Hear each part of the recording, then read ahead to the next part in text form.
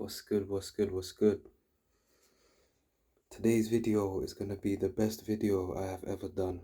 So, this channel, I want to keep upgrading and upgrading with each video. And today is gonna be a really good video. So, today's topic is stop gambling your life away. Now, from what I've seen of most people, they have a goal or an ambition, right? And when they create this goal and this ambition, they don't create with it a perfect bulletproof plan to achieve their goals. This is a huge problem. It is a pivotal problem. You need to correct it. It's the main problem that I notice most people have. So, you want to be a footballer, you put in the training. Okay, that's fine, that's fair. But it's not enough to put in the training. You have to also mentally prepare yourself to endure the bad days, to endure the pain. Now, most people, they think they're strong and they're hardworking. Fair enough, you may be, you may not be, but really and truly, success isn't about how hard you work. It's about how intelligently you work and how hard you work at the right times. Timing is important. Timing is critical to success. A person can be born into wealth, and just because they're born into wealth, they become successful. It's inherited to them. They were at the right place at the right time and they were lucky. However, not everyone can be lucky, and in life, we can only play the hand we're dealt. It's like poker. So, you have to play your hand to the best of your ability. The best poker players, they can do the calculations instantly. Instantly, they know the best odds for the next hand. So, if you want to have the best odds, you need to be doing all the calculations. And this is what I mean when I say you can't be a gambler.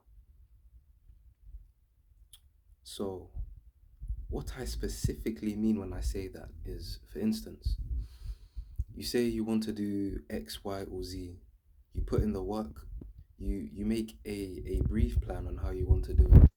So, for instance, say you want to be a lawyer. You tell yourself, I'm going to go to law school and then I'm going to study hard. I'm going to revise. I'm going to do this. I'm going to do that. But most of the time, people, they think they're thinking deeply, but they're thinking on a surface level. So, with the lawyer example, you're going to study hard. Okay, that's cool. You're going to put in a lot of effort. You're going to try and remember everything. Okay, that's fair enough. What about networking? Have you thought about that? Probably not. What about reaching out to law firms in advance? Have you thought about that? You see, most people, they think on a surface level. So, let me show you what a deeper level would be in this scenario. So, you're studying, you're networking with your classmates because remember, if you're studying something, everyone in your class is studying the same thing. And so you have a rare opportunity to build a network of like-minded individuals who are studying the same thing as you. So that's very important. In fact, those two things are the foundation. But that second one, that's the key mechanism behind what makes private schools so, what's the word? Why they have so much prestige. It People aren't paying all this money and going to private school or the top universities just for the sake of it. They're doing it primarily for the connections, because in a school like that, those are the type of people and the types of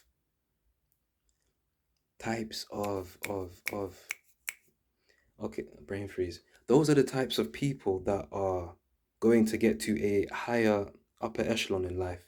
So once you're surrounded by many people like that, you build incredible connections. You know, wealth is really just about connections. It's mainly about connections and intelligence. So what do I mean by intelligence? Wealthy people, they understand how to use the system to profit. While someone who was raised in poverty may not know the ins and outs of the law, how to use the law to profit themselves in life, a wealthy person knows about all the government loopholes they can use to profit. For instance, a wealthy person knows how to use charities to reduce their tax. Of course, this is something you get at a higher level, but at a lower level, there's also those same opportunities that a wealthy person would still be aware of. So even if they were to lose their wealth, they would easily be able to get that wealth back again. I can hear my family making noise. You know I'm from Ghana, right? So today's World Cup day, England versus Ghana. My family are moving mad.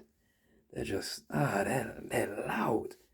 Anyways, where was I? Where was I? Um, see now I want to redo the video because I just baited myself out. Minor. Alright, cool. Where was I? So yeah, wealth. One of the key and more foundational aspects of wealth are connections. Connections alone can make you wealthy. Connections. Someone tells you something about X, about Y, about Z. Someone works in the stock market. He gives you a little hint of something someone else is going to do. You think the wealthy people aren't doing this? You really think that? You know, something interesting they say, and this is true by the way, that the law has a price. So all the laws and the rules that you're following, for the right price, a millionaire or a billionaire can completely abandon those laws. Completely. Facebook CEO, Meta, what's his name? That guy, the guy they say is a reptilian. He might be. What's his name?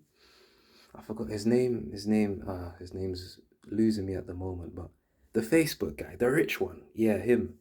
This guy. So where he lives, I think if I remember, he lives like California or something. But so where he lives, right?